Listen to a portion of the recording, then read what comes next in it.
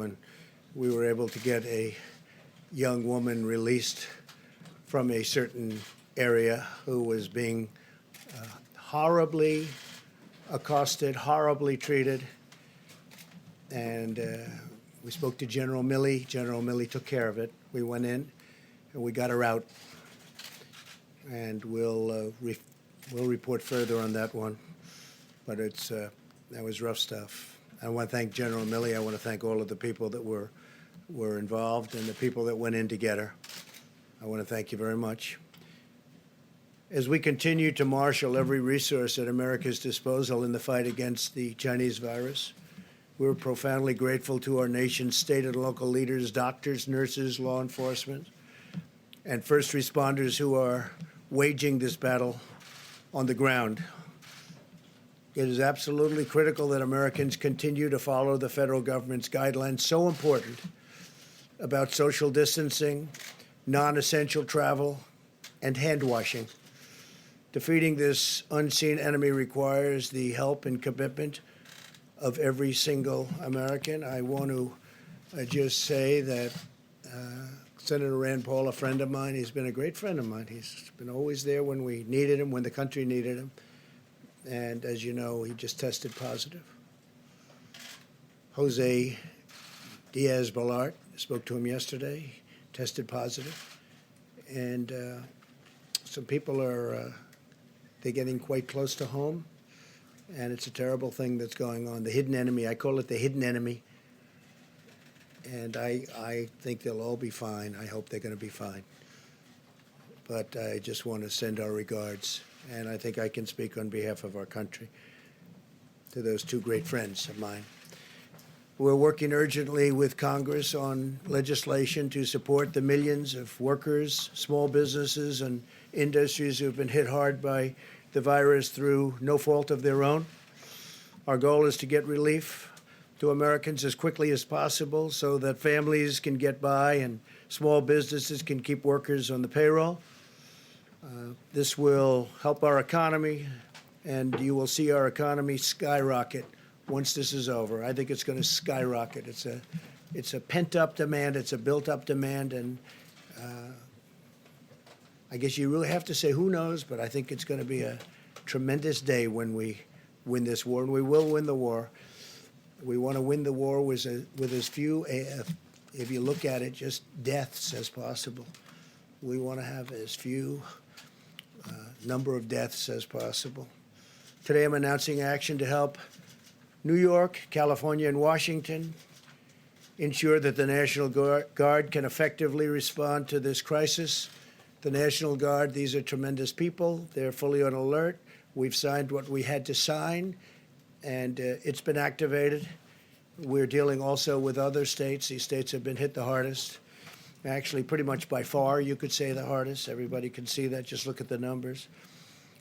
And through FEMA, the federal government will be funding 100% of the cost of deploying National Guard units to carry out approved missions to stop the virus while those governors remain in command. So the governors locally are going to be in command and will be following them, and we hope they can do the job, and I think they will. I spoke with all three of the governors today and just a little while ago, and they're very happy with what we're going to be doing because we'll be announcing some other things for those three states and some other states where it's hit the hardest. This action will give them maximum flexibility to use the Guard against the virus without having to worry about costs or liability, and freeing up state resources to protect the health and safety of the people in their state. The federal government has deployed hundreds of tons of supplies from our national stockpile to locations with the greatest need. In order to assist in those areas, I approved the state of New York's request for a major disaster declaration, something which Governor Cuomo has been asking for and which I agree, and we had it done in very rapid fashion. We approved this on Friday evening, and we are working very, very hard to get all of these things not only signed up, but completed and finished and win. The request from the state of Washington for a major disaster declaration was approved just a little while ago. Went through the process, and we moved it very quickly. The request from the state of California was just received, and we will have it approved very quickly. We'll be working, I told that to Gavin Newsom, and we're working on getting that done very quickly. It'll be done maybe tonight. We have large quantities of medical equipment and supplies on the way based on all of this to those states, including respirators, surgical masks and gowns, face shields, coveralls, and gloves, with large quantities already delivered to Washington and to New York. In addition to large quantities of supplies, I've also directed FEMA to supply the following: 4 large federal medical stations with 1,000 beds for New York, 8 large federal medical stations with 2,000 beds for California, and 3 large federal medical stations and 4 small federal medical stations with 1,000 beds for the state of Washington. The governors know. The supplies en route to California and New York will be delivered within the next 48 hours.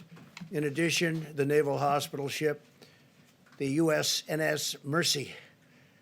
It's incredible ships. These 2 ships are incredible, one on the West Coast, one on the East Coast, will be deployed to Los Angeles to add emergency surge medical capacity, and they have a tremendous capacity. They are really something.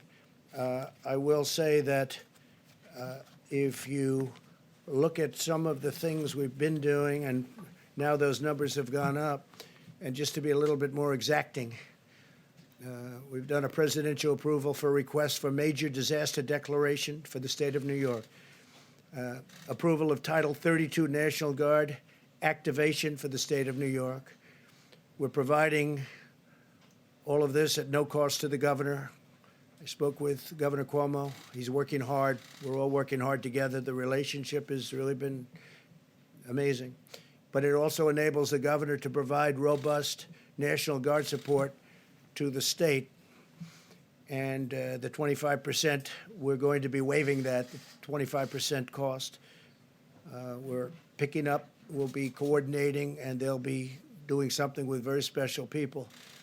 Mission assignment of the U.S. Army Corps of Engineers to provide support to build out alternate care sites. They're doing various alternate care sites, which have now been designated by New York.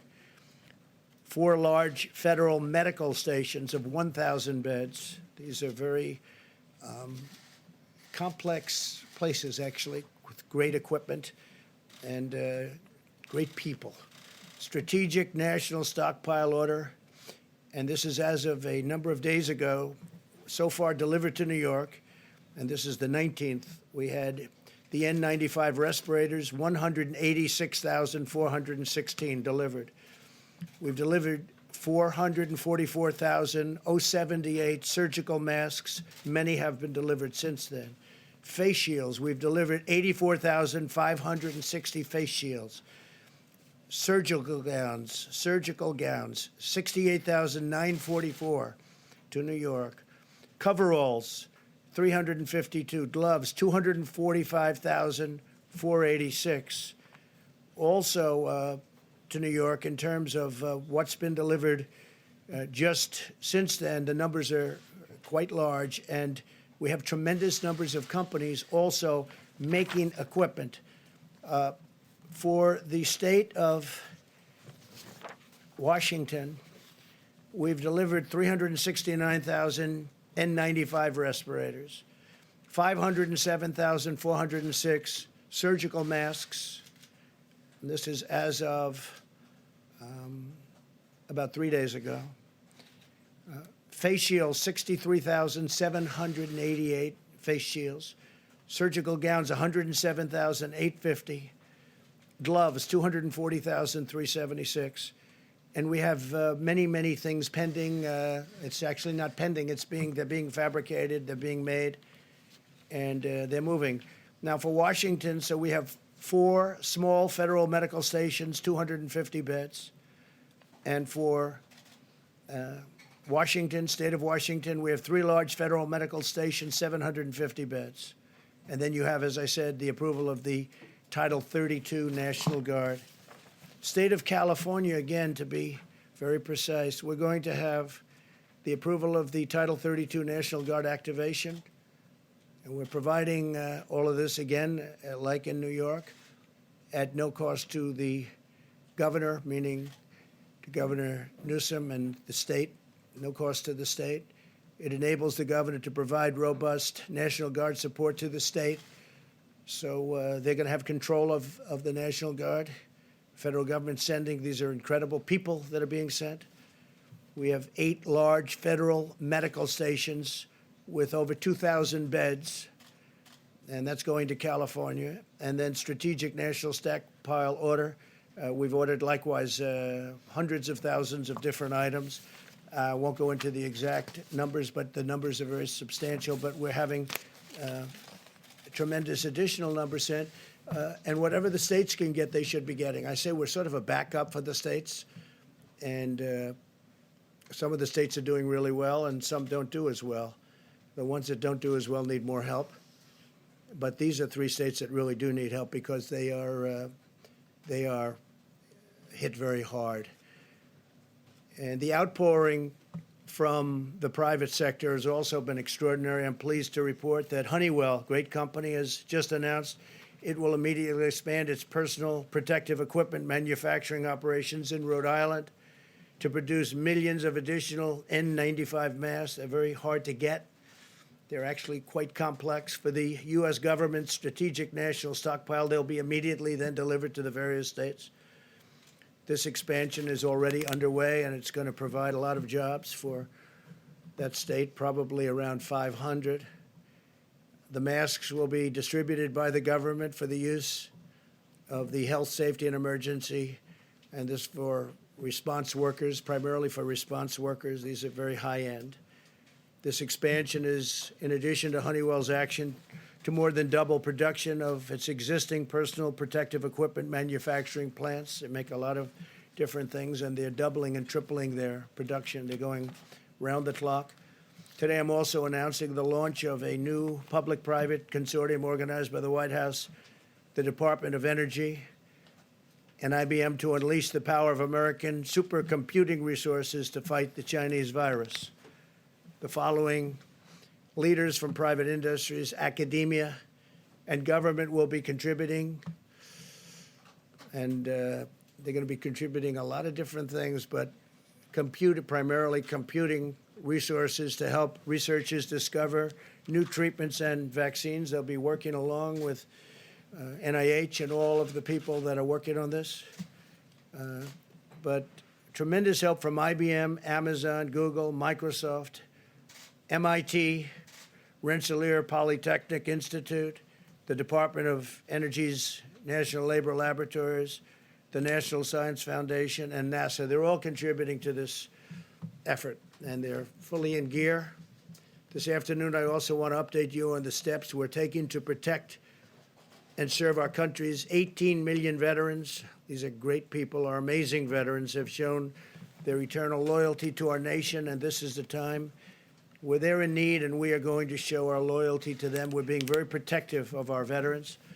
We're working on certain hospitals where we may be doing some work in Louisiana in particular and some other states, veterans hospitals. We're going to be very protective of our veterans. Some of them are of that very vulnerable age, and some of them obviously are not feeling well, and some of them are still suffering the wounds of war from many years ago. Yesterday, I signed vital legislation to ensure that the GI Bill will cover distance learning during this emergency. I also spoke with many of our veteran service organizations, or the VSOs, to describe our unprecedented action. In February, the Department of Veterans Affairs established 19 emergency operation centers throughout the country. One of the things that they've been trying to get done for many years, you all know this from following me over the last number of years, but we got it done pretty quickly. They've been trying to get it done for many, many decades, was choice, veterans' choice, and also veterans' accountability. Now, if it's crowded within this, if they can't get to a doctor, we have great doctors in the VA. I have to say that. We have fantastic doctors, as good as they come.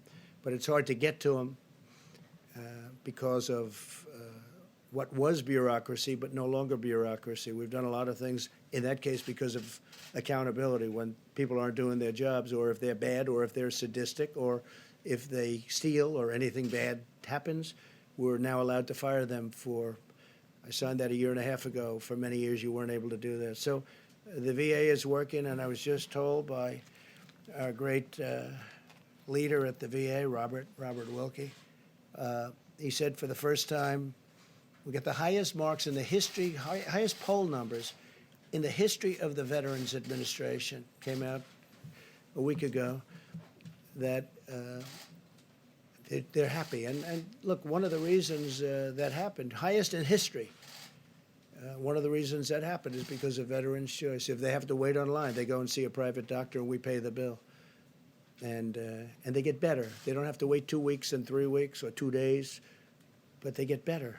And a lot of times they waited so long that they would have a problem and it would end up being terminal because they couldn't get the kind of treatment that they deserve. So highest poll numbers, highest approval numbers in the history of the VA. I was just given that information yesterday. We restricted visitors' access to 135 veteran community living centers, which house nearly 8,000 veterans with chronic medical conditions, so that we limit their exposure to the virus. We want to totally take care of our veterans, and that's what we're doing. The VA has canceled most elective medical and surgical procedures. They're delaying them till after this is gone, after we've won. We began providing life-saving care to patients who had symptoms across the 171 VA medical centers nationwide. That's a big deal. Under my administration, the VA has also been a leader in expanding telehealth. Telehealth is becoming a bigger and bigger factor in medicine. This month, we have taken bold action to cut through the red tape and make telehealth available for millions more Americans during this crisis. They can speak to a doctor from the safety of their home rather than risk becoming infected or making a tremendously long trip, when, frankly, you'll speak to a great doctor right from your home. It's happening, telehealth. We're very much at the forefront of that, too. We're very proud of it. And it also takes a big burden off our system. We continue to accelerate the development of safe and effective vaccines. We're also aggressively investigating a number of antiviral therapies and treatments to determine their potential in reducing the severity and duration of the symptoms. And you know how I feel, because how I feel is on Tuesday, they're going to be starting it on Tuesday morning. And we're going to have some medications delivered that we're going to see if they work. They certainly are effective in other ways, and they are safe from the standpoint is that they're not killing people. We're not going to have that. So a lot of great things have been happening in that regard. I just want to finish, and then we're going to ask a couple of people to say a few words that have been so much in the forefront of this incredible job that we've all been given. But I want to say that I know that this is a challenging time for all Americans. We're enduring a great national trial, and we will prove that we can meet the moment. I want to assure the American people that we're doing everything we can each day to confront and ultimately defeat this horrible, invisible enemy. We're at war. In a true sense, we're at war, and we're fighting an invisible enemy. Think of that. For those of you who are feeling alone and isolated, I want you to know that we are all joined together as one people, eternally linked by our shared national spirit. We love our country, a spirit of courage and love and patriotism. No American is alone as long as we are united, and we are united. We're very united. People are saying things now that 3 weeks ago, they didn't talk that way. We're very united. No force is equal to the strength of really a unified America, united America, an America like we have it right now. For those worried and afraid, please know as long as I am your president, you can feel confident that you have a leader who will always fight for you and I will not stop until we win. This will be a great victory. This is going to be a victory. And it's going to be a victory that, in my opinion, will happen much sooner than originally expected. It's now attacking, the enemy is attacking 144 countries at this moment. 144, that's unthinkable. There's never been anything like this. And it's vicious. It is vicious. Some people recover well, and some people have a hard time. We all know that. But we will be totally victorious. We will then get our economy up to a level that it was, and in my opinion, beyond, because that will be a pent-up demand. There is a pent-up demand, and a lot of great things will happen. But I'm very proud of our country. I'm very proud. I'm very proud to be your president, and it's just something that's just, you're very special people. So thank you very, very much. And I'm going to ask, if I might, a combination of Pete. Why don't you start off? Okay, please. Thank you, Mr. President. Thank you. Just a little bit about what we're doing in Washington, California, and New York. We understand that the states of Washington, New York, and California are the areas seeing a steady increase in COVID-19 virus cases. In order to assist with additional needs identified in those areas, the state of New York was approved for a major disaster and declaration this morning. Washington State was also approved earlier today. California submitted their request, and the President will consider it immediately.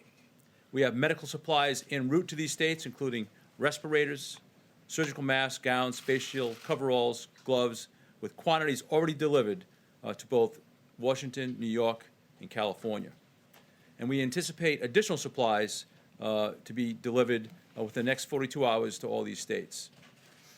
Under President Trump's unprecedented national emergency declaration on March 13, FEMA is assisting state, local, tribal, and territorial governments, including reimbursing eligible emergency protective measures taken at the direction or guidance of public health officials in response to this emergency. All 50 states, the District of Columbia, 5 territories, and 2 tribes are working directly with FEMA under the nationwide emergency declaration for COVID-19. With the assistance of the FEMA regional administrators who are throughout the country, we are working to address the needs of state and local officials everywhere. States, tribal, and territorial governments do not need to request separate emergency declarations to receive FEMA assistance under this nationwide declaration. The emergency declaration does not authorize direct financial assistance available to individuals such as disaster unemployment assistance or other needs assistance at this time. Just a note on the USNS Mercy. Based on analysis of potential needs for hospital beds on the West Coast, the decision was made that the USNS hospital ship Mercy would have the greatest impact in California. The Department of Defense has been given direction to dispatch it to Los Angeles immediately. DoD has advised that the Mercy can get into position within a week or less of today's order. Even though there are more cases right now in Washington, the projected needs for beds in California is 5 times more that of Washington. The Mercy will be used to take pressure off local hospitals, other medical needs, and not for treating COVID-19 cases. And finally, a little bit about the National Guard. The federal government continues to take aggressive action and proactive steps to address the COVID-19 threat as we attack the health and safety, or protect the health and safety of the American people. It remains our top priority. The National Guard is especially posted and equipped to assist federal, state, local agencies while serving the public. In response to this unprecedented nationwide operation, President Trump has approved Washington, California, and New York National Guard units under Title 32 status for the COVID-19 response. The President's action provide the nation's governors continued command of their National Guard forces, enabling states to use additional resources to meet the missions necessary in the COVID-19 response. The National Guard is a viable and responsive avenue to provide a much-needed asset that is state-managed and federally supported. And I want to be clear, this Title 32 activation does not federalize National Guard members. The National Guard is still under the authority of each governor. They will work in concert with the Department of Defense. And we've had a lot of disinformation circling, and I want to make sure it is understood that this is not martial law. The Department of Defense by way of a mission assignment, will lead this task. And then finally, we continue to respond to hundreds of requests from governors across the country in filling all their critical needs. Thank you, sir. Thank you, Pete, very much. Peter Navarro? Thank you, sir. Thank you, Mr. President. Good evening. What I want to talk briefly about is the Defense Production Act. And to give you the overview here, using the full power of private enterprise and the full force of the federal government, my job at the White House is to make sure tactically, working with FEMA and HHS, the American people, particularly our healthcare professionals, get the gloves, the masks, and all of the personal protective equipment they need. And I can tell you, sir, that since you signed the Defense Production Act, my job's gotten easier. And let me explain why. The Defense Production Act, in this context, has two primary functions. One is mobilization of the industrial base, in this case, the public health industrial base, and the other is allocation of resources, both from the supply chain to the manufacturers and from the manufacturers to the end users, such as the healthcare professionals. Now, what we're seeing on a purely voluntary basis, based on the leadership of this administration, we're seeing the greatest mobilization of the industrial base since World War II. And every day I'm working with organizations and companies, National Association of Manufacturing, the National Council of Textile Organizations, and so on, in terms of building up rapidly our capabilities to get what you need. Now, let's think about what mobilization means. It can mean, for example, repurposing a factory. So Pernod Ricard called us last week, and they had 3 hurdles they had to deal with. They called my office, had to make a call to Treasury, FDA, and HHS to clear the path. We got that done that day. They started their production that day, moving from alcoholic beverages to hand sanitizers, and as we speak, a truck is moving towards New York and will arrive there Tuesday to share with the hospitals over 1,000 gallons of sanitizer. So that would be a repurpose. A second example would be one that the President offered with Honeywell. Again, Honeywell called the White House asking for help from the President. And what they said is, look, we want to do this new factory in Smithfield, Rhode Island. They called me on a Friday morning. And by that night, we had a contract in to HHS. HHS flipped that immediately, and I had Honeywell moving people and equipment from Massachusetts to that facility in Smithfield, Rhode Island, and we're going to have those masks produced within 30 days, moving on the assembly chain. So my point is, mobilization is repurposing, building up capabilities. And the other portion is, of course, the allocation of resources. Now, what I can tell you so far is that the Defense Production Act, sir, has given me quiet leverage. When you have a strong leader, you can take a light hand initially. And so what we've seen with this outpouring of volunteers from private enterprise, we're getting what we need without putting the heavy hand of government down. There will be possibly cases down the road, and the manufacturers have actually asked me and alerted me to this, where some places in the supply chain, they may have problems that the White House will have to break through using the Defense Production Act. We won't hesitate to do that. The last thing I'll tell you is that I also get a lot of calls that are very disquieting. Brokers are offering millions of items, whether they're goggles, masks, or whatever, and you go through 3 different brokers, tracing to a warehouse in LA that's allegedly got 10 million masks, and they want to charge you 7 times what they cost. That's price gouging. A message to the hoarders: if you got any large quantities of material that this country needs right now, get them to market or get them to us. We'll pay you a fair price. But if you don't do that, we're going to come for you and make sure that doesn't happen in this country, and that would be a good use of the Defense Production Act. So I salute you, sir. You've made my job easier, and I appreciate that. Thank you, Peter, very much. Great job. Mike, please. Thank you, Mr. President. Task Force met this afternoon, as we do every day. And let me begin today by simply saying thank you to the American people. And thank you for the way that people across this country, 7 days into 15 days to slow the spread. The people in communities large and small across America are responding, are cooperating, are communicating, not just on behalf of their own health and the health of their family, but more importantly, on behalf of the most vulnerable among us.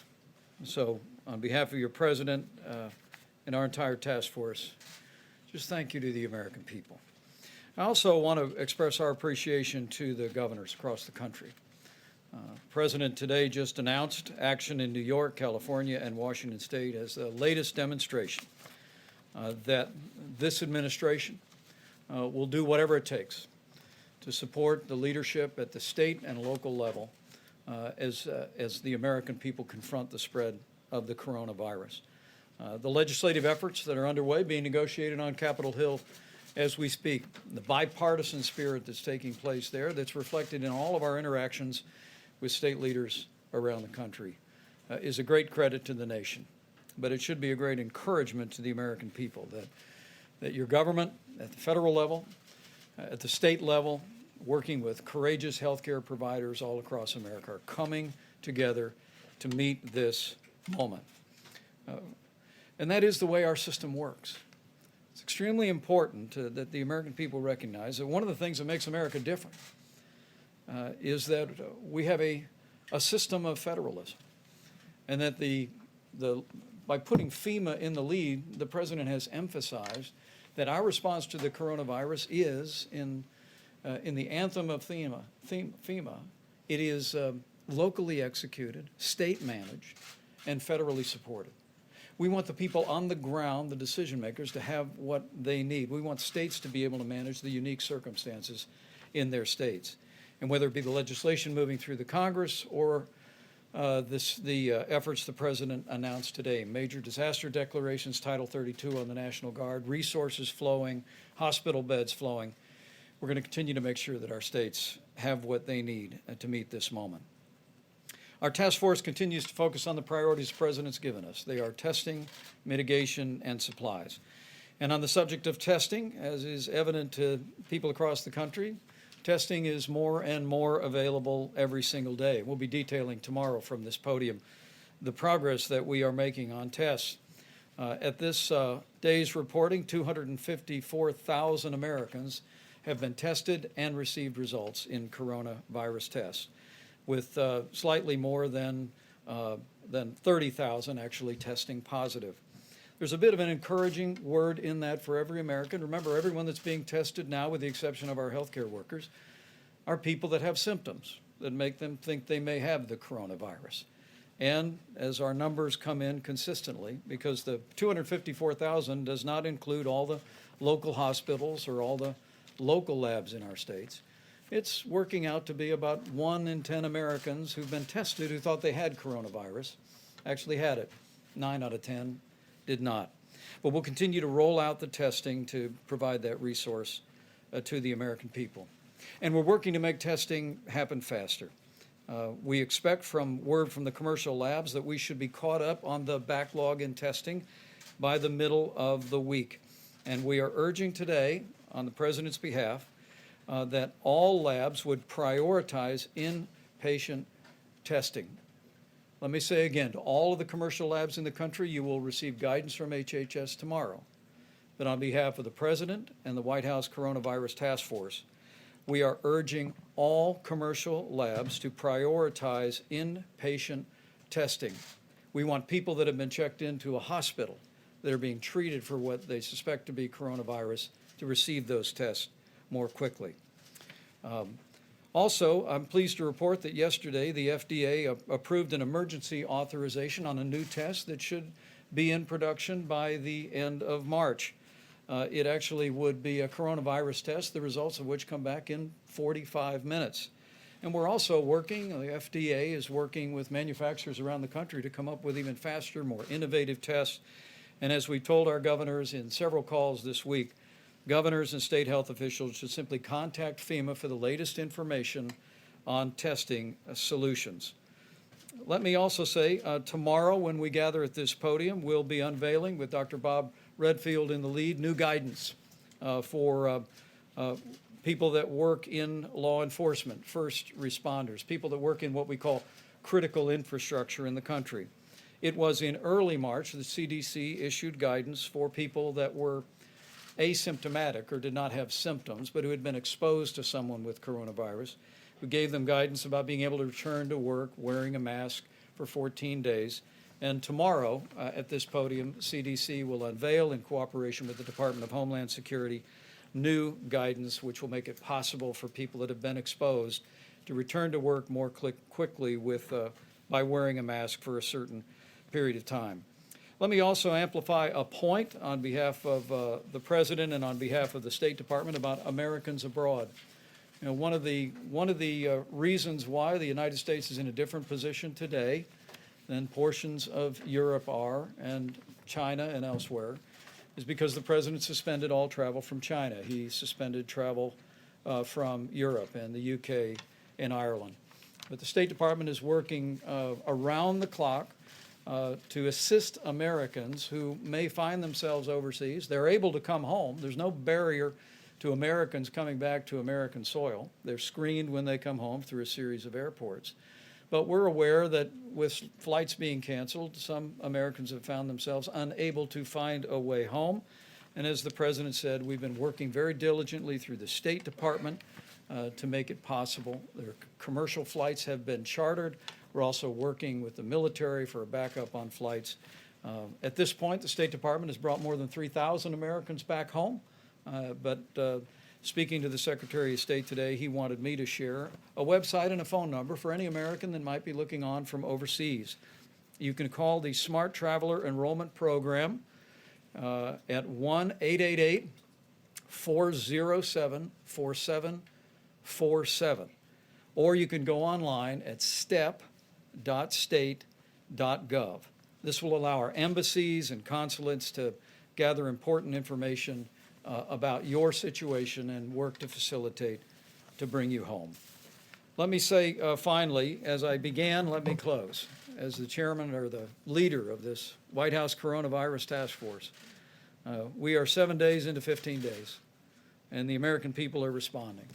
Because as we speak about supplies, as we speak about testing, the most important thing every American can do is heed the guidance and the direction from your state and local officials, particularly in areas where we have widespread coronavirus infections. But for every American putting into practice these measures that the President alluded to at the very beginning of his remarks is a way that we can do this, America. That we can lessen the magnitude of the coronavirus in our country with the cooperation, compassion, generosity, and prayers of the American people. We can slow the spread, we can protect the most vulnerable, and we can heal our land. So let's do it, America. Thank you, Mike, very much. Thank you. Thank you very much, Mike. So just a couple of little things that will take some questions. Maybe you will have some, maybe you won't. That'd be a shock. It will shock the American public. But I have to say on the testing, if this works out, and we think it might, the new test will be a very simple one, much easier than the existing test, which is quite complex and not a lot of fun to take. And this will be a game changer. But remember, we inherited a broken, obsolete system. It was good for a small number of people, but not good for the millions of people that we're talking about. And we've made this into a system that no matter where you go in the world, that's where they're going. That's what they want to do. That's how they're going to be doing it should something like this happen again. So our people have done a fantastic job, really a fantastic job. And I hope the new test works out. We'll know fairly soon, I think, Doctor. We're going to be knowing about that fairly soon. Hopefully it'll check out or test out. And we certainly are looking forward to that. That will be a very simple test by comparison. Won't be unpleasant at all. And one other thing, the ships. So we have the Mercy, and it's going to California, as you know. That's on the West Coast now. And you have a sister ship that's essentially a twin. They're incredible. I mean, they're incredible ships. I've seen it. I've seen one of them, and they are unbelievable what they can do and the capacity. Many operating rooms, you know, they're wartime ships. They're meant for war. many, many operating rooms, stainless steel. These rooms are as good as there is anywhere in the nation, actually. I spoke with Governor Cuomo. We had a great conversation today, a number of conversations, actually. He's working very hard. And we are going to be bringing that ship that's called the Comfort. So you have the Mercy and the Comfort. The Comfort's on the East Coast. And that ship will be coming over the next 3 weeks, 3 or 4 weeks. It's being, it was in the middle of maintenance, and we are moving the maintenance very, very quickly, and we're also supplying the ship simultaneously. It's actually big supplies going into those ships, big. And that ship will be coming up here over the next few weeks, and we'll probably be putting it in New York Harbor. And we're making arrangements for that also as to where it's going to be docked. So you have the Mercy and you have the Comfort. They'll be coming up. The Mercy will start very, very quickly. It'll be arriving in Los Angeles pretty soon. So we look forward to that. A question? ABC, go ahead. Thank you. First of all, Senator Paul testing positive. When's the last time you had in-person contact with him? Gee, I think it was quite a while ago. I don't But know. also, It's been a long time. On top of Senator Paul, now 4 senators are in isolation, and the rules say that in order to vote, they have Who to are be they, there. please? Who are they? Romney, Senator Lee, Senator Gardner, Senator Gardner, Senator and Rick Scott. Senator Rick Scott. Also, 2 of them were in contact I with. guess Rick is with coming Rand out. Paul. With the critical stimulus package vote expected. Romney's in isolation? Yes. Yes. Gee, that's too bad. Go ahead. Detect sarcasm there, No, sir? no, none whatsoever. Do you think that Congress should consider changing the rules to allow them to vote remotely if it comes to this critical stimulus? I was package? thinking about it today, and I'm saying, you know, you could have a lot of senators and a lot of House members. I spoke last night with a very, very good man who happens to be in the House, as you know, and he's just started, and he tested positive. So you could have a large number of people in there from Congress. You could have, between House and Senate, you could have a large number. And I think it's something, at least, I mean, I fully understand why you should be there. I think it may be a constitutional reason why you should, but we could be in a position where I would certainly be in favor of it, where they could vote from a certain outside location. I would be in favor of it. I was thinking about it today. I mean, we could be in this, look, with what's going on, nobody's ever seen anything like this. You could have a lot of people in there from Congress. And it would certainly be, they may tell me there's a reason constitutionally, and there may be, but I would be totally in favor of it on a temporary It basis. does seem like negotiations still have a ways to go on the stimulus Yeah. package. Are you concerned about the timing at all and the Well, message it sends? we have an interesting thing. You know, we all want to get to the same place, but we have different. We want to, and I just wrote this down just a little while ago. We want to protect the worker very much. So do they. So do the Democrats. We also want to protect the worker through their companies. We don't want to necessarily. We're going to help the worker anyway, but ideally they can go back to one of their great companies. You know, you have great companies that are in financial trouble now, and we need money to help those companies so they get back into where they should be, health. You know, most of these companies 4 weeks ago were having the best year they've ever had. Last year was the best year, almost all of them, other than Boeing, which is incredibly had problems, big percentage of GDP. But we have to be able to work with Boeing. Boeing was a great company and will be a great company again, I think, shortly. So we have to work with the companies, and they don't want to do that. It's crazy. They don't want to do that. I don't want stock buybacks, so I don't know where the problem is there, but I know that's one of the things that they're talking about. I do not want stock buybacks. I don't want to give a bailout to a company and then have somebody go out and use that money to buy back stock in the company and raise the price and then get a bonus, okay? So I may be Republican, but I don't like that. I want them to use the money for the workers. I want them to use the money for the company, to help the company in the airline business, to take care of their planes and all of the things they have to do, including buying new planes. But I don't want stock. I don't want to have any stock buybacks. The Democrats are with me. I don't know what the problem is on that one because I can't imagine that is too tough. We want to be able to take care of our people. You're going to have things coming up. We're going to have some of the elements that they're talking about. They're down to, I mean, literally 95% of things that you would think that they wouldn't agree, and you'd think the Republicans wouldn't agree to it. And unemployment, as an example, is one of the things they talk about, and unemployment insurance. I think we're very close on that, but, you know, right now they're not. So right now they're not there. But I think that the Democrats want to get there, and I can tell you for a fact the Republicans want to get there. And I don't think anybody actually has a choice. It's a bold package. It's a big package. We do have money for, one of the things is we do have money for saving small businesses. I don't imagine the Democrats, because we have a lot of money set aside for small businesses. We also have a lot of money set aside for big businesses. You know, the big, powerful companies that were powerful 4 weeks ago, and today they're overextended. Look at the cruise line. That's a tremendous business, a big business, very important to Florida. And it's unthinkable a month ago. Just unthinkable. They were setting all sorts of records. They're building new ships. We can't let the cruise lines go out of business. I mean, that would be massive numbers of jobs for our country, and actually for the world, but for our country, it's a massive business. And it doesn't take much to keep them going. So we have to provide for that.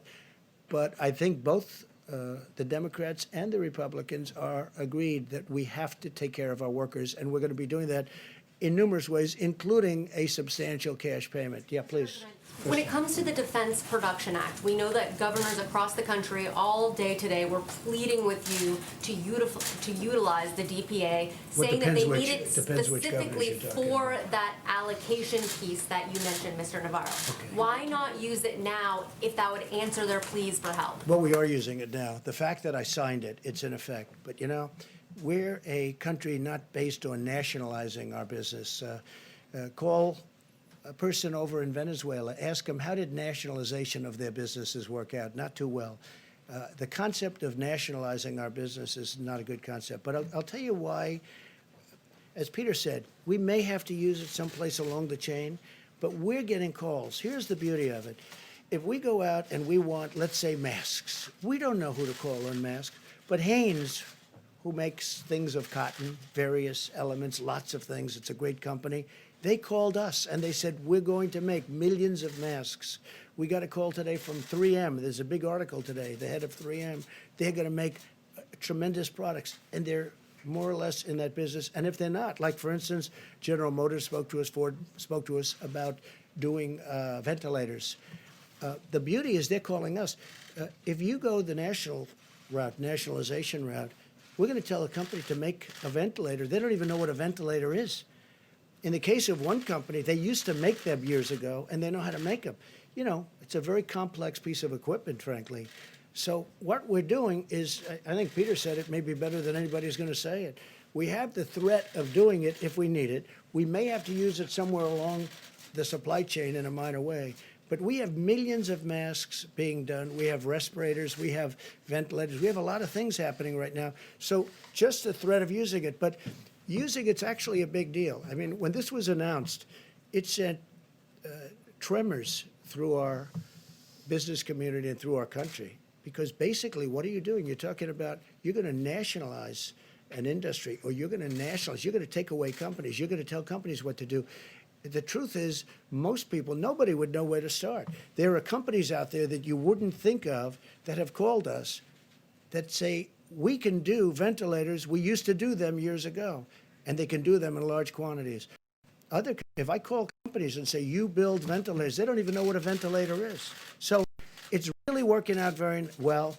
One of the reasons I read the numbers to you is because we've given vast numbers of just about everything. We've taken it out of our supply, and we're restocking our supply. But we're really backing up the governors. The governors have to go out, do their things. And you have a lot of governors, they've done a fantastic job. You have some that haven't. Usually it's the ones that complain that have the problems. But we've had a great relationship, as an example, with Governor Cuomo, with Governor Newsom. We've had a great relationship with the state of Washington. Those are three hotbeds.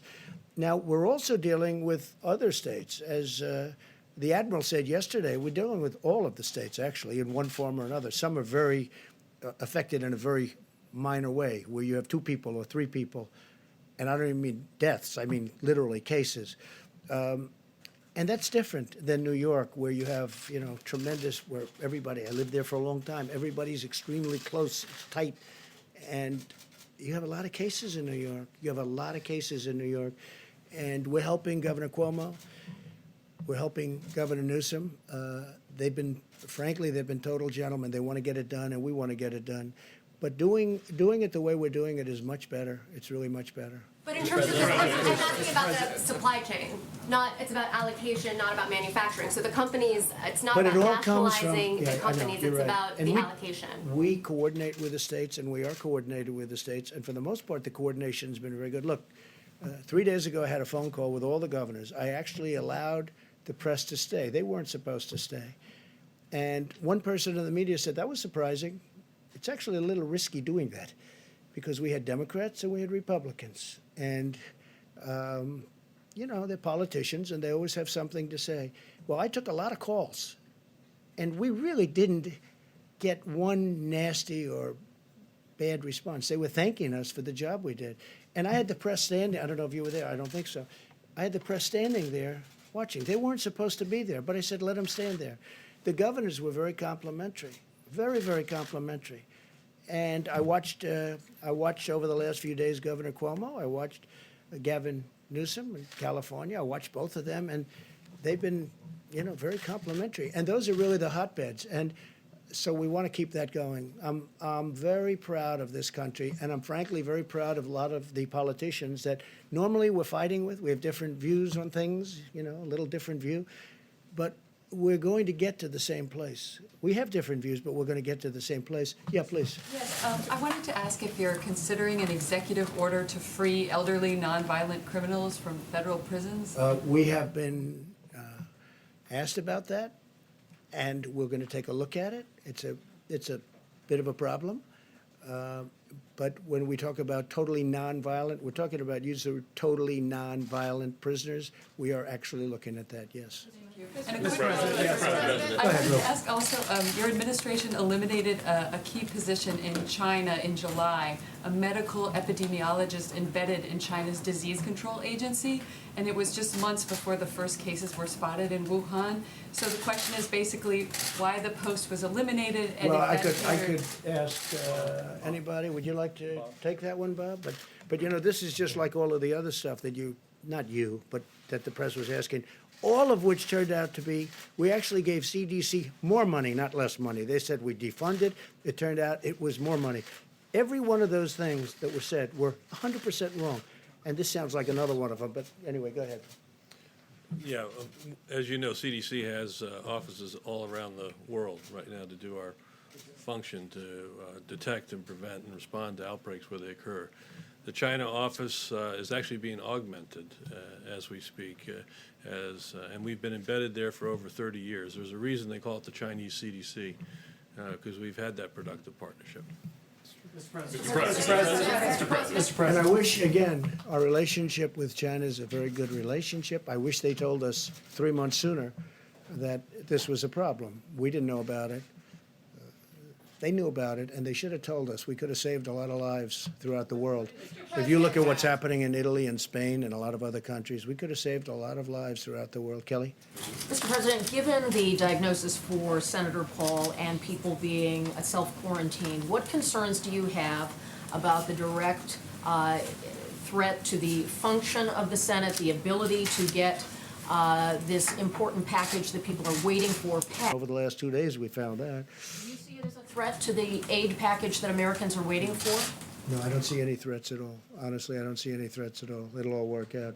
It is a question, and a very good question, I thought, that we are considering. Now, I don't know if you can do it constitutionally, but we are considering letting people vote, senators, congressmen and women, vote from a separate location, from a outside, namely a hospital or a home, depending on where they are. So we are looking at that. It's a little trickier question, most people would believe, but we are looking at that very strongly. Mr. President, speaking of this, I think Kelly was kind of alluding to it. While we've been up here, they weren't able to get the 60 votes to move the package for the cloture vote. I'm just curious, just your reaction to that, sir. And then, what is Mitch McConnell telling you and Secretary Mnuchin? Well, we're dealing with them all the time, and we're dealing with Mitch. We're dealing with the other side. Everybody wants to get there. We'll see what happens. I think you'll get there. It's to me, it's not very complicated. We have to help the worker. We have to save the companies, because as soon as we're finished with this war, it's not a battle, it's a war. As soon as we're finished with this war, our country is going to bounce back like you've never seen before. But we have to get it to that position, and we have to make sure that those companies are whole, that they haven't been disbanded. Because if you do that, it's going to take much longer. So in a way, it's being penny wise if you don't. But we want to help the worker. We want to help the companies that the workers come from. Because if those companies go out of business, and that includes small businesses, we have a tremendous amount of small business work in there, you know that. Once they go out and they don't come back, that's a much longer period of building. You mentioned off the top, sir, I apologize. There was a woman that was an American that was she being tortured? What was going on there, sir? Bad things were happening to her in a certain country, and we're really under the feeling that we should keep it somewhat private until She's coming home. she's already been freed. And I have to tell you, General Milley and his people were unbelievable. They were not playing games. General Milley does not play games. He's a very interesting guy. They got her out. They got her out of a certain country where she was seriously abused, accosted, and whatever the maximum word is, other than death, that happened. But we got her out, and she's okay, and she's back with her parents. Can I ask you one last question, sir? It's something I've just been curious about. Previous crises like the tsunami, Katrina, past presidents, they've called their predecessors and said, hey, I need you to step in, do something like that. Do you have any interest in reaching out to Presidents Bush, Obama, Clinton, Carter, or talking to them? I'm just curious if that's something you would consider or not. Look, I have the best people in the world. I think we're doing an extraordinary job. If you look at, let's say, the H1N1, you look at that was a disaster. That was a tough period of time for our country. You look at so many other things that weren't handled very well, whether it's Katrina or something else. Look, I respect everybody, but I feel I have an incredible team, and I think we're doing an incredible job. When you look at the job we're doing, and all you have to do is look at the approval numbers on the job we're doing, I think we're doing an incredible job. So I don't want to disturb them, bother them. I don't think I'm going to learn much. And, I guess you could say that there's probably a natural inclination not to call. Now, if I felt that if I called, I'd learn something, and that would save one life, it would save one life, okay? I would make the call in 2 minutes, but I don't see that happening. Please. Can I ask you about the comments that a couple of your former aides have said today? Gary Cohn said, is it time to start discussing the need for a date when the economy can turn back on? Whereas Steve Bannon is saying, drop the hammer today on the virus. We're going to have to take the pain up front. We have to shut it all down. I saw both. I want to ask you about the tension between the economic pain we're suffering and, of course, the virus itself and the casualty and deaths from that. Well, look, I'm of the opinion we have to do great during this 14 days, during the 15-day period. We'll know at the end of 14 days, pretty much, we're going to have a pretty good idea how we're doing. I think you have to shut it down and you have to see, but, there'll be a point at which we say, we're back in business, let's go. That Those point two is coming statements sooner. are not mutually exclusive, you understand. I saw both of them today. Well, I think And they Steve- sort of- Steve they Bannon's arguing intermesh. for more of a shutdown Well, than we are now. he's calling for a faster, just a brutal shutdown, and then open up maybe a little bit faster. So, there's that fine line. Look, we did a big shutdown when we wouldn't allow people from China that could have been very seriously infected, when we cut that off very early. And then we cut Europe off very early, as you know. So that was also very When do you early. start opening Main Street Well, back I up? can't tell you that. What I have to say is that I think we're going to have good results. I think the American people have been amazing.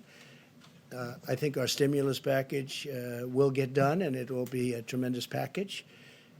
We're really not, they may not have gotten those votes, but they're very close to getting a deal done.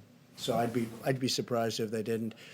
And if they don't, I think, frankly, the American people will be very upset with the Democrats because the Republicans are ready to approve a deal.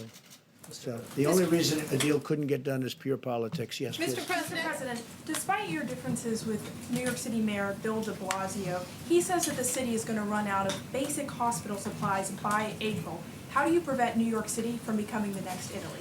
Well, he should have, the hospital systems in various places. Some have been stocked and ready to go for nothing for this, nothing. This is beyond anything that anybody ever thought possible. I think you could really say this. Nobody can really doctor. Nobody can really say, oh, gee, this will happen. This is a very unique, and hopefully it will be unique for, many, many centuries, for a long time.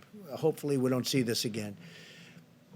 But again, the systems are supposed to be ready, willing, and able. They're supposed to be ready to go. We are helping them a lot, and I have great love for New York City, and I have great love for New York State, and we're going to help them a lot. I mean, I was just saying, we're sending our ships up there. We're sending more than just this ship. We may be using, if we need, we'll be using some of the cruise ships that you've been reading about. We'll be using them also, because they're very immediate and very quick. They can be there very quickly. We have good docking systems in the places that we're talking about. So we may be using some of the cruise liners that we're talking about. But no, I mean, I think Bill de Blasio is working very hard. I think he's trying very hard. It's a tough situation for him and every mayor, because nobody's ever seen the scale. When you hear you've given millions of masks and you've given hundreds of thousands of masks in a certain short period of time, and then you hear they need many, many more. One of the things they have started with respect to masks is the sterilization process. Some are really, it works very well. Others aren't really set up that way. You throw them out. But we have a sterilization process that's working very hard. Speaking of that, hand sanitizers, when you asked the question on the companies and what's going on, we have many companies now. Companies that made whiskey, that made alcohol, they've now gone very quickly into the hand sanitizers and all of, you've been reading about 3 or 4 big companies. We're doing incredibly well on that. There was no way, if you took the existing companies, that something like that could happen. But it happens almost, they'll call Peter Navarro, or they'll call somebody. In one case, they called me. They said, we can do this, we can do that. We've had a lot of those calls where companies want to, there's a company in New Hampshire, a great company, they want to make ventilators. I'd never thought of them for ventilators, but they do make metal equipment and things out of metal. They'll be great. They'll make a great product. So, Peter, I think you're seeing a lot of that, right? Yes, sir. Yes, please. Mr. President. The bill that is being contemplated by the Senate right now has a fund that has hundreds of billions of dollars for the Treasury Department to use to bail out states and localities, as well as specific industries such as cruises and hotels. Will you commit publicly that none of that taxpayer money will go towards your own personal properties? Every time I do it, like for instance, I committed publicly that I wouldn't take the $450,000 salary. It's a lot of money, whether you're rich or not. It's a lot of money. And I did it. Nobody cared. Nobody said thank you. Nobody said thank you very much. Now, I didn't commit legally. I just said, I don't want it. I don't want my salary. I work for zero. I don't want my salary. Nobody said, oh, thank you very much. But I guarantee you, if I ever took it, you would go out after me, you in particular, would go out after me like crazy. So I have no idea what they're talking about with regard to the one element. Everything's changing, just so you understand. It's all changing. But I have no idea. But every time I commit to do something, I committed to do many. Look, I ran, and everybody knew I was a rich person. I built a great company, and people knew that. But I agreed to do things. I didn't have to. I still don't have to. But my company, I told the kids who are running it, I'm not running it, but I told them, don't deal with foreign companies. Don't deal. I didn't have to do that. I could have just ran, and I didn't have to do that at all. And instead of being thanked for, again, not agreeing to do it, but just for not doing it, I get excoriated all the time. So I've learned, let's just see what happens, because we have to save some of these great companies. They can be great companies literally in a matter of weeks. We have to save them. Yeah, please. Thank you, Mr. President. Can I go back to your announcement at the top about the National Guard and then also the medical structures that are going to be built? Okay, so you had said that there would be 8 large medical structures that will be built in California with more than 2,000 beds. And then I think I heard you say there would be 4 small medical structures in the state of Washington with 250 beds. And could you say what cities and areas those are going to be in specifically? So we are filling the governor's request, and so we send that resource to them. They'll put it to best use. They'll put it to where they will have the most effect. So we don't dictate exactly where it goes. Again, it's a request from the state to the federal government for a certain asset, and those assets are sent to the governor can use it as he or she sees fit. And you're still considering, you just said that using the cruise ships as well, so If do we you? need them, I hope we don't need them. I hope you're gonna have great luck on Tuesday morning. We sent a lot of the medicine, we don't have to go into it again, but we sent a lot of the medicine to Governor Cuomo. I believe they already have it. And they have some very capable people. We spoke to Dr. Zucker, who is his primary representative on this. And we spoke to the governor himself. And I think he's excited about it like I'm excited about it. Now, will it work? I think it has a really good chance. I think it's worthwhile. Why should we be testing it in a test tube for a year and a half when we have thousands of people that are very sick? They're very, very sick.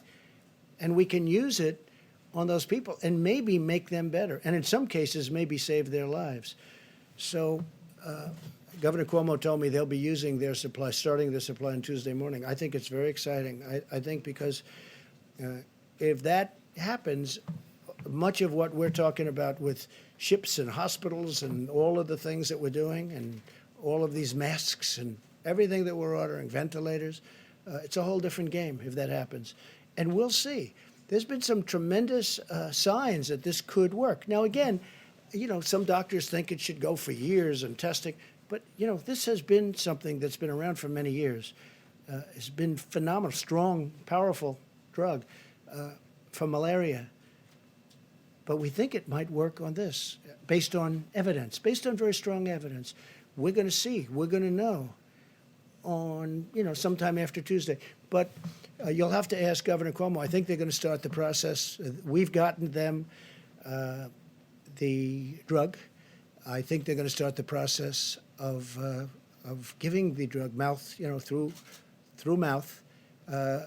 And I think that starts on Tuesday morning, he said. And that'll be, I mean, I tell you what, I don't want to get anybody overly excited, but I'm very excited by that, by the prospect of it. Then in addition to that, they're working, NIH is working on vaccines and on. They're making great progress. But the vaccine does have to be tested for a long period of time because you can't give, you know, thousands, millions of people a vaccine and it turns out to be dangerous. So that does have to be tested. But this one's been taken for a long time, so we know pretty much one result. Yeah, please. Thank you, Mr. President. I wanted to ask about China and President Xi. When was the last time you had a conversation with him? Well, I don't want to exactly say that, but I have spoken to President Xi about this, specifically about this. And look, he doesn't want this. You know, this is not something that he wants. And it happened. It happened to China. And one thing they told me, I was told by our great Secretary of Agriculture, Sonny Perdue, that China's been buying a lot of our farm product. And I'm looking at different pricing. But China has, despite all of this, and it started, this delayed it a little bit, obviously, but it started fairly recently. But China's buying, we made a new deal, as you know, with China, a very big trade deal. And China has been buying our agricultural product. Masks? I mean, they've been a supplier of the United States of masks, of a lot of this equipment. In fact, they're Have you sending tried to some open those masks. back up? They're sending masks to Italy. They are sending masks to Italy. We're in a very good process with masks. But I'm a little upset with China, I'll be honest with you, because as much as I like President Xi and as much as I respect the country and admire the country, I have great admiration for the country, what they've done in a short period of time. Of course, our previous presidents allowed that to happen. You should say thank you very much to all of them. But they should have told us about this. And I did ask him whether or not we could send some people in. They didn't want that. Out of pride, I think really out of pride. They don't want us sending people into China to help them. You know, China's a strong country. They have their scientists and they have their doctors, very smart, a lot of people. But I did discuss that about sending our people in, and they didn't really respond. We went again, they didn't respond. If they went in, they would have been able to tell us, give us a much earlier indication. But we had an early indication. That's why I closed out China. I mean, I felt it was my instinct, but that's why I closed out China at a very early time. Please. Mr. President, are undocumented persons welcome at testing sites, and can they show up and be tested without fear of being reported to immigration officials for possible deportation? It's really a fair question. I think I'll let, would you like to answer that question? Please, Absolutely. please. Surgeon General? We know from a public health perspective that it is important that people who have symptoms can get tested, but as you heard earlier, we are Regardless of citizenship. well, we know that the virus doesn't judge based on where you're from, and so it's important that we try to get people tested who have symptoms. But the important thing that we really want people to hear is that inpatients need to be tested. We need to prioritize our healthcare workers. And one thing I would like to say to you all very quickly, on behalf of the doctors on the task force, healthcare workers, we hear you. We hear you, and we absolutely are prioritizing your health and safety, making sure healthcare workers can get tested, inpatients can get tested, people at highest risk. But to answer your question, yes, we absolutely want to make sure people who have symptoms who could be spreading it can get tested. Without Surgeon fear. General, I have a question for you, sir. Sorry, question. The Surgeon General. Department of Homeland Security addressed that issue a few days ago. Customs and Border Protection actually issued guidance that absent certain circumstances, Customs and Border Protection does not target emergency rooms or health clinics.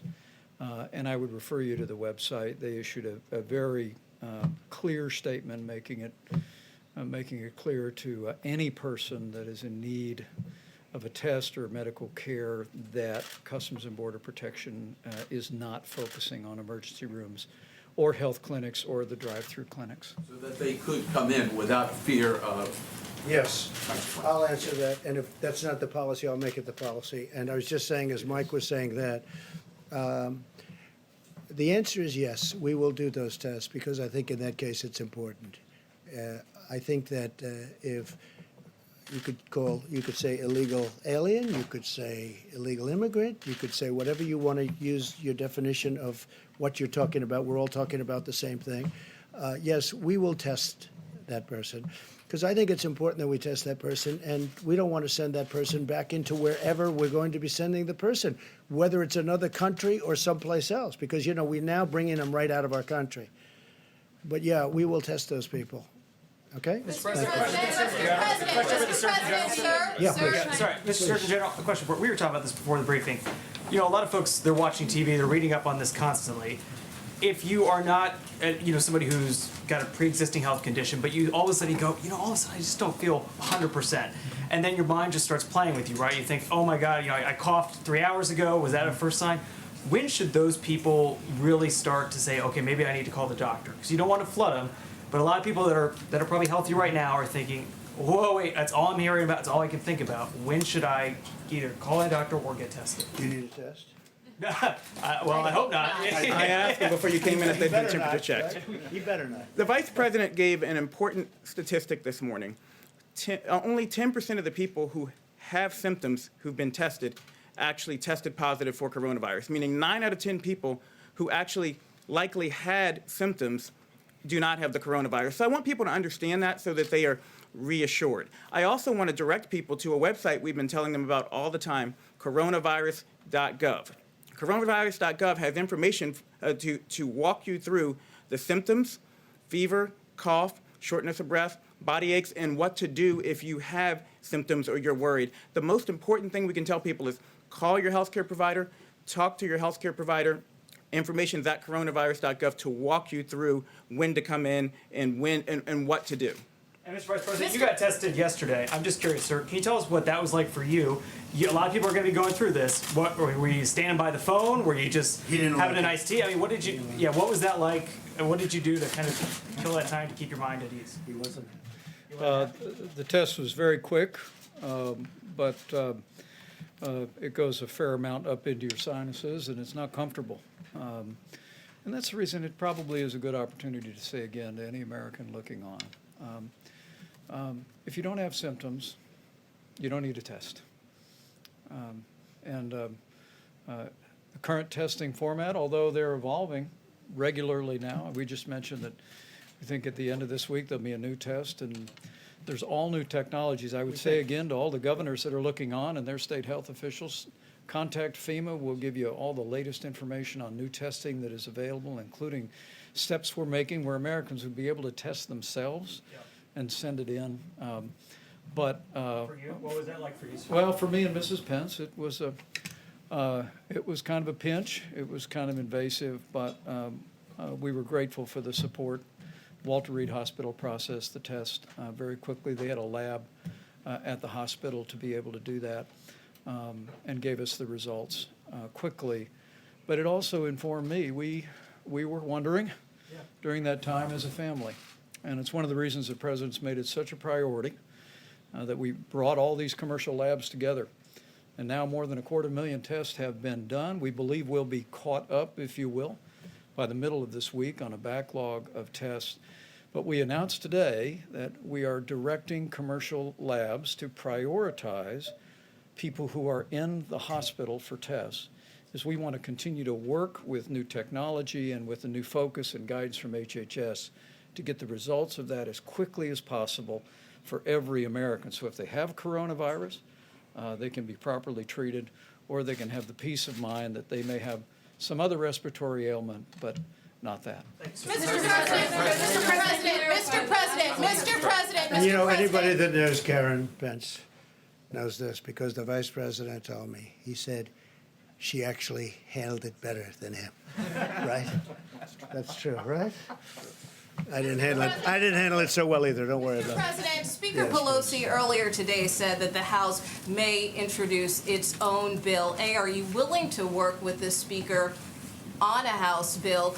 And given what happened in the Senate just a short time ago, what are you willing to do to get this bill over the finish line, given the urgency? Secondly, did you send a letter to North Korea's Kim Jong-un seeking cooperation with the coronavirus? And if so, what type of... With numerous countries. If they need help, we'll give them help. There's nobody has what we have, especially with the new tests that are coming out. North Korea, Iran, by the way, and others. We are open for helping other countries. And there's a very serious time, and North Korea is going through something. Iran is going through something very, very strong. Iran is really going through a very difficult period with respect to this, as you know. So I've put it's really a glad hand, it's all it is, to North Korea, to Iran, and to many other countries. And we're working with, as the doctor can say, we're working with many countries with respect to the problems that they have. Again, it's over 140 countries right now. But North Korea, Iran, and many other countries, we will help, and we're willing to. As an example, this new test, if this new test works out, where instead of going through what we all went through with this rather difficult test, to put it nicely, we would have, is that just a swab on the tongue, doctor? Or how does that work? It's a similar swab, but they can work in and do it in the nose. Not to the same, not to the same. all the way It doesn't go all the way up and hangs right under your eye, right? So that's a tough test. So if we do that, the procedure, the test, and nobody has this in the world. Nobody has this. This is developed by us. We think it's going to be certified soon. We think it's going to be very good. But if we have that, we'll be able to help a lot of countries. Please. What about Speaker Pelosi, sir? What about Speaker Pelosi? We're going to work with everybody to see if we can get something done. Please. I mean, just to follow up on that, are you willing to work directly with Speaker Pelosi? Yeah, we'll as work she with writes a House bill? whoever we have to. We have to help the American worker. We have to help the countries from which the American workers, I mean, they came out of these companies, they were doing phenomenally well. You saw where payroll was going way up, where wages were going way, way up. There's never been a time like this. We can't lose those companies, and we want the worker to be happy. And we're being, I think, more generous than anybody's ever been. We want to take care of the worker, but we want to make sure that when we win the war, it's only a question of, it's when, not if. When we win the war against the virus, we want to make sure those companies are ready to charge forward. Not that they've been disbanded because we were penny wise and dollar foolish. There are factories around the world that produce medical protective equipment that are used in European hospitals. They've been certified for use at the highest level in European hospitals. Is the FDA and your administration willing to look at a waiver for that equipment to be sold from those factories? Well, we were asked that question a little while ago, and the answer is we may, but we may not need it. We do a very high standard. Our standard is higher. Please. Thank you, Mr. President. I was hoping you could give some guidance to American families who are anxious about their financial futures. Earlier today, on one of the Sunday morning shows, the Secretary of the Treasury, Steve Mnuchin, was talking about the millions of Americans who are impacted by these shutdowns that are happening in cities and sometimes full states. Yeah. And Secretary Mnuchin said that this shutdown, this lockdown could last 10 to 12 weeks, perhaps early into June. Given that, would you consider another fiscal stimulus, another check to these We're going families? to see what happens. Hopefully, we won't need it, but we might. But we're going to see what happens. Look, the greatest thing we can do is win the war. The war is against the virus. That's the war. We do that, everything, I really believe everything's going to fall into place. It's going to be beautiful. I call it a pent-up demand. People are dying to go out to a restaurant. People are dying to go onto airplanes. I think there's a tremendous pent-up demand. You may be surprised to the degree. I think it's going to go very rapidly because this wasn't a financial crisis, just the opposite. This was a medical crisis. Did you sell stocks, Mr. President? Did you or your family sell stocks? No, I don't have stock. I own things that... Did you make any alternates to investments in advance of this? No, I didn't even think about it. You know, it's very interesting that you ask a question like that. You know, nasty question, and yet it deserves to be asked, I guess. What I've done by deciding to run, I knew this the first day. I said, if I win, it's going to cost a lot of money. It cost me billions of dollars to become president, to be president of the United States, in things that would normally be run at a certain thing, even people that don't like me because they think I'm too tough on the border. Now, some people love me for it. Other people don't like me at all. You know, it's very funny. My wife, we were at a charity event in New York City. I had just announced that I was running, and we were at the Robin Hood Foundation at the convention center, which now we're going to be converting to hospitals for Governor Cuomo. Right? And I was walking in, and there was a smattering of boos and a smattering of cheers. I was getting both. And our very popular First Lady, she's turned out to be a very popular, people have great respect for her, but a very popular First Lady said to me, that's strange. I've never heard anybody booing you. That was very early on, because I think I called for strong borders, or I called for something that other people don't like, you know. And I knew this would happen. I knew it was going to happen. But the fact that I ran, and I knew as soon as I announced, when I ran, I said, it's going to cost me a fortune, not only in terms of actual costs. Look at my legal costs. You people, everybody is suing me. I'm being sued by people that I never even heard of. I'm being sued all over the place. I'm doing very well, but it's unfair. But I'll say this, in terms of running for president, and I don't think rich people, Michael Bloomberg spent now is determined almost $1 billion, and look what happened. I think it's very hard for rich people to run for office.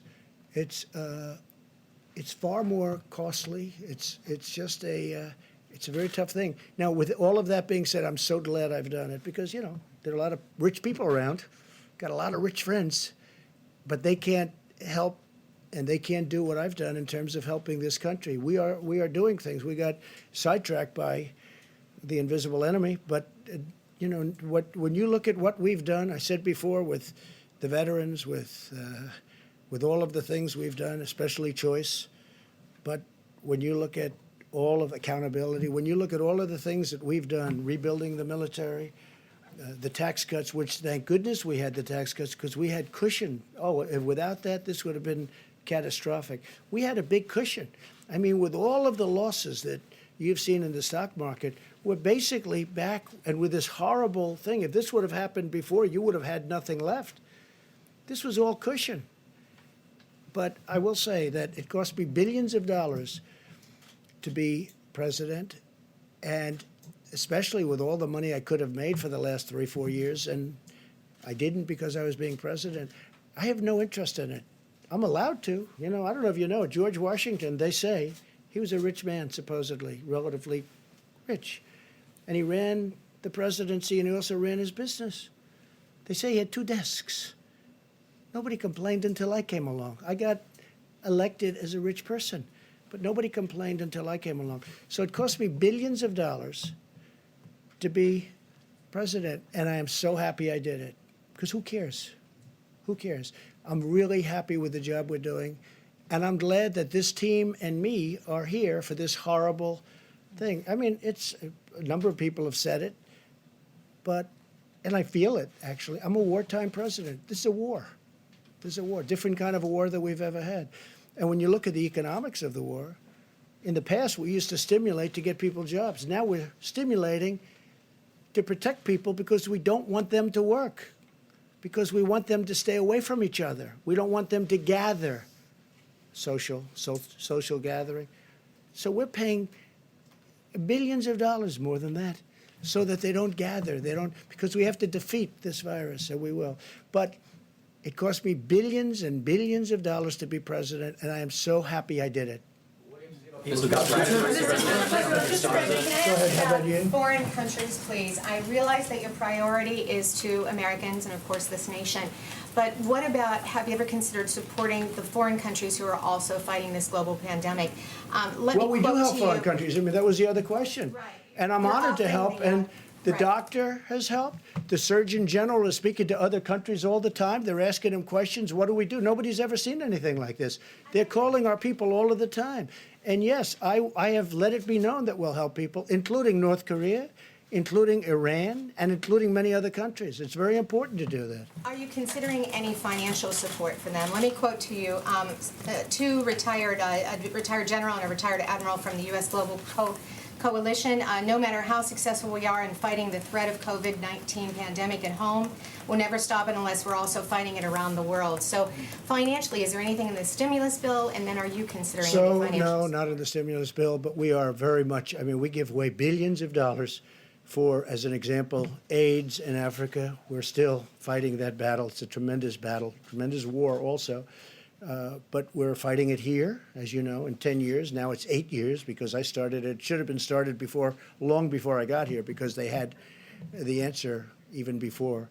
But we're fighting that battle. We'll be AIDS-free in approximately 8 years. It looks like that is going to happen. We're spending a lot of money, but we're spending a lot of money with other countries. If you look at the aid that we give to other countries, we give billions and billions and billions of dollars to other countries. And a lot of times I say, you know, we could save a lot of money. We shouldn't have. And then they come in. I say, what's it used for? It's used to fight malaria. It's in countries that are very poor. It's used to fight AIDS in Africa. It's used to fight many other things, many other things. And I don't think I've ever said no. I can't. It's just so terrible. Countries that we have really, we're not involved with them very much, other than there would be tremendous death. Tremendous death. I mean, you can get a list, and I could get you a list. We give away billions of dollars to other countries, and we are giving away a lot in terms of everything, and probably we'll end up economically doing something for other countries. But when I'm presented with these lists, that yes, sir, in Africa we're fighting AIDS or we're fighting something else, I tell you what, I start off by saying, you know, we could save a lot of money, and then by the time they walk those lists into my office, I say, we have to keep doing that. That's humanity you're talking. How about one more question? Yes, please. Thank you. I wanted to ask you about the states that have not yet issued stay-at-home orders. So in Texas, for example, the hospitals have said that they expect to run out of beds by the end of April if the governor does not issue a stay-at-home order. Dallas County just announced an order. It's not Well, uniform. states have to call. That's a great governor. You're talking about Greg Abbott in Texas, and he's a great governor, and he knows what he's doing. A lot of the areas that he's talking about, a lot of the counties he's talking about are not very strongly affected. You know, it's a very different kind of a place and a great place. But I have total confidence in Governor Greg Abbott.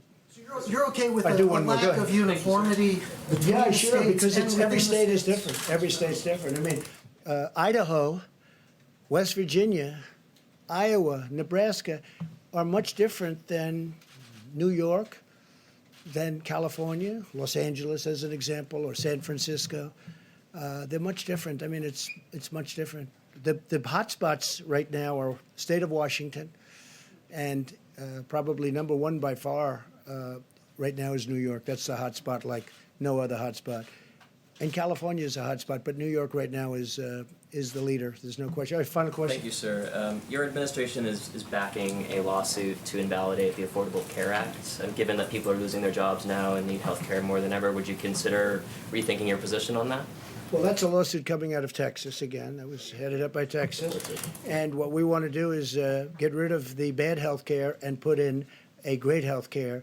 And we will always, I will say this, I can make this commitment to you, the Republican Party is fully backing pre-existing conditions. Now, if we could get a great health care plan, which would need the House to do, but if we can get a great health care plan, we will only do it if we have pre-existing conditions totally back. So we're backing pre-existing, but would like to get rid of bad health care. Now, we are running the bad health care much better than it was ever run, and we're making it better, but it could be much better than it is. And so what we want to do is terminate it, have a great health care, but we will only do it with pre-existing. We will back pre-existing conditions, okay? But what if the Supreme Thank you all very much. Thank you. We'll be back. We'll have a meeting tomorrow. Mario Diaz-Balart, not Jose, if you wanted to clarify that, you had said Jose. Works for us. Mario. Yes. Oh, did it say Jose? I watched Jose on NBC. Thank you, sir. The other night. Okay? Thank you, Mr. Donate blood. Donate blood. We need it.